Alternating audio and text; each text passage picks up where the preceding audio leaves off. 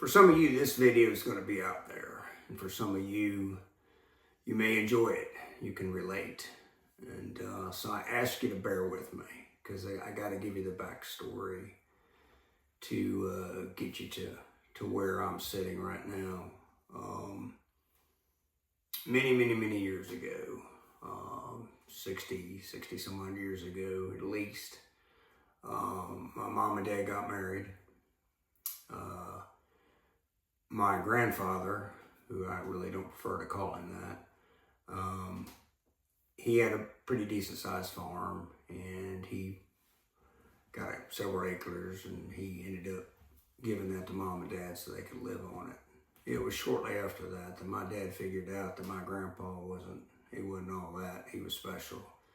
And not the kind of a special that gets an award or a round of applause. He was just special.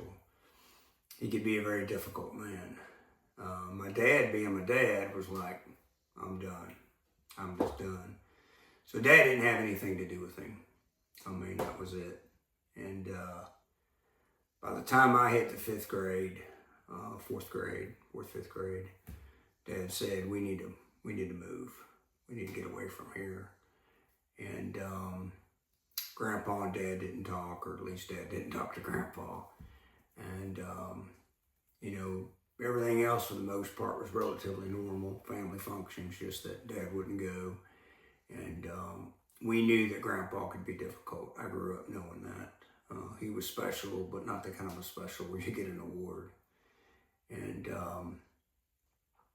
so in 1979, fast forward a little bit, mom and dad found this piece of property here. And the main reason, most people don't know this, the main reason that they wanted to move here was to get away from grandpa. That was it, plain and simple. And so we moved here, and while the house was being built, our other house wasn't sold yet, dad said we needed something to store materials in, so he found this old dairy truck. This is the back of a dairy truck from a long time ago. And it was mouse proof. You didn't worry about mice getting in it, so you could keep tools in it. Pretty sturdy. You could lock it up, and he left it here on this property. After the house was built in 79, 80, give or take, we kept it on the property and blocked it up, and it's been here ever since, and built a little lean-to off the side, and we stored things in it. Mostly stored feed because mice couldn't get in here and eat the hell out of it. And then for city people that may watch this video, mice are very problematic for country people. They're a pain. And so we called it the truck shed because it came from a truck. And that was 1979, 1980. And I graduated from high school in 87. Shortly after that, I left, but I've always come back.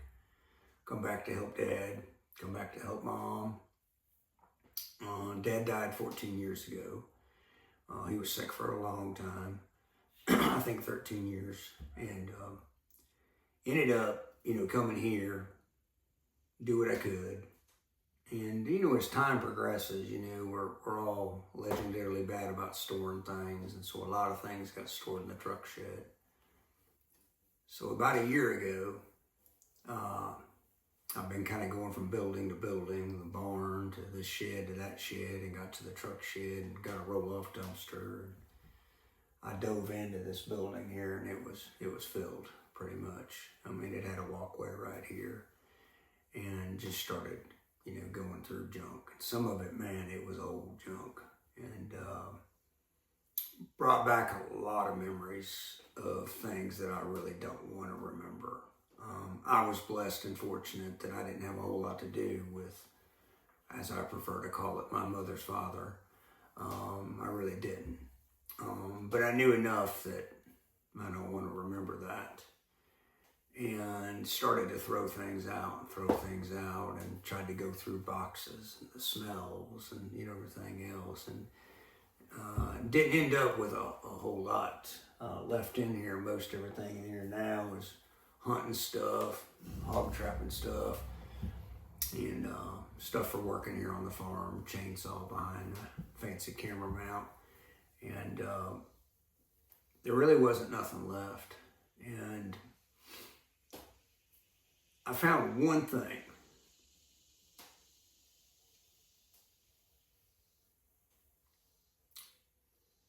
In the middle of all this memory pit. It's like somebody took a time capsule and shoved it back into a hole. Wanted to bury it from the world. My dad was a huge Neil Diamond fan. And jammed between two picture frames of something that didn't matter was this. Neil Diamond in concert. The year's 1972. $12.50 for a ticket. I remember growing up, my dad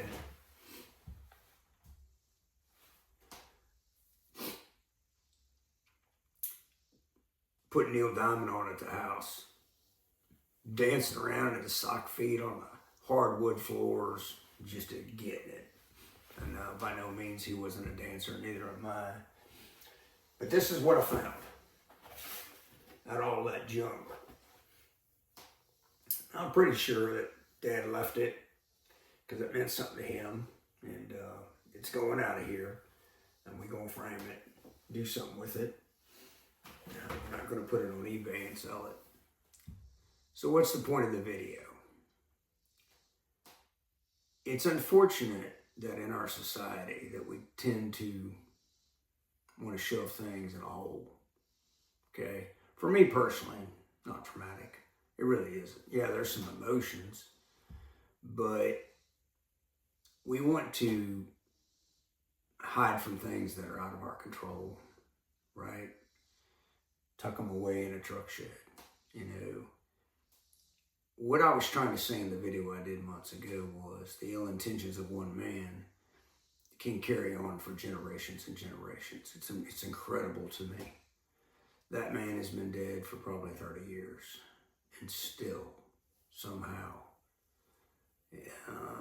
they're able to influence things and twist things, and you know, the struggles that people have with that. It's unfortunate. The struggles that my mother has with that, even at her old age of that childhood. But people don't talk about it. They just don't, for whatever reason, like they're ashamed of it. It's out of their control. So I reached out to my friend Mario this morning, my Cuban friend, you know, that I don't understand 10% of what he says. I asked him for a verse from the Bible, a quote. And he said that Jesus seldom gets credit for this quote. And you shall know the truth, and the truth will set you free. So for me, people want to forget about my mother's father, tuck it away back somewhere. I know why we moved here. It was an attempt to get the hell away from evil, and it worked for the most part. But how do we completely get away from it? How do we completely get away from the ill intentions of one human being who greatly influences our lives, generation after generation? You know, when you know that their blood runs through you, you know that you've got the genetic markers. I wouldn't have much learned behavior because I wasn't around him much, but I know it's there. So how do you get away with that? In my opinion, you own it. This is owning it, right? 2, putting it out to the world, which is what I'm doing. I'm not ashamed of it. I didn't have a damn thing to do with it. My mama didn't have a damn thing to do with it. She just happened to be born into that hot mess. Does that make that something that you want to hide from the world? I don't think so. I think you need to own it. I came from some jacked up junk, doing the best with what I got to work with, seeing a few things I could change, and then I'm going to get out of this box. That's all it is. It's a truck shed. Dad ran electricity to it, but it's a box. it smells the same like it did 40 years ago, 50 years ago. Maybe at one time it smelled like dairy, but it don't smell like dairy no more. I hope this video works for some of you. You know that if you come from some place that you're not exactly proud of, freaking own it. Put it out there. Who cares? You're making choices, right? That would be my advice. And clean out these boxes that we somehow end up in and put them to rest. I mean rest. Don't bury them. Just put them to rest.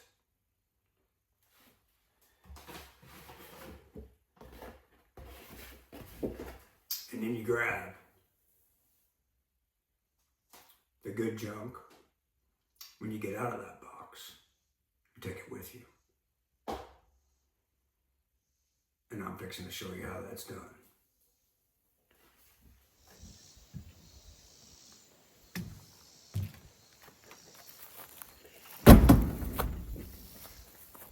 So who am I today?